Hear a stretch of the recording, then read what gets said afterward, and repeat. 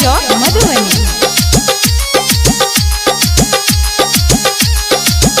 किया अक्षरा सगे ना दूर केले, किया अक्षरा सगे ना दूर केले। अपना बेटा के सुन के मैंने कहियो तू दर्शन देले, अपना बेटा के सुन के मैंने कहियो तू दर्शन देले।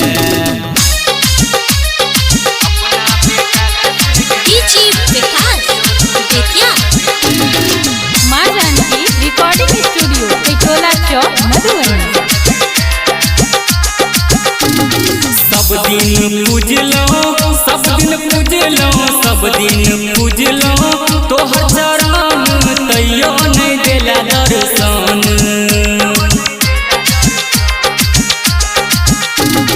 सब दिन पूजलो तोहर चरण तैयो नहीं देला दर्शन। तू जे नहीं तकबे तो के तकतै के सुनतै हमर वचन। कौन गलती के गे तू सजा दो गेले, अपना बेटा के सुन के मैंने कहियो तू दर्शन देले, अपना बेटा के सुन के मैंने कहियो तू दर्शन देले।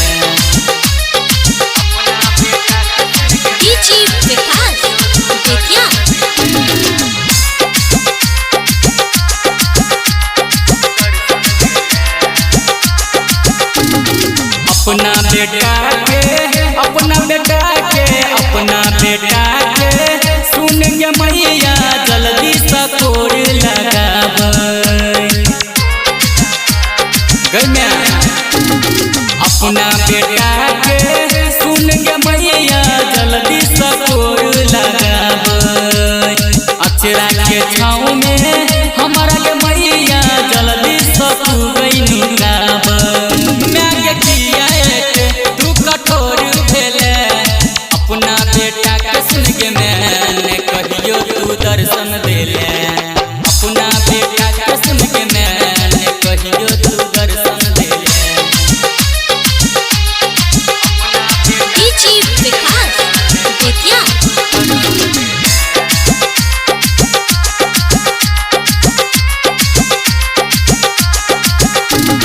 तोरा बिन मैया, तोरा बिन मैया, तोरा बिन मैया जिंदगी हमर भ गेल छै अन्हार।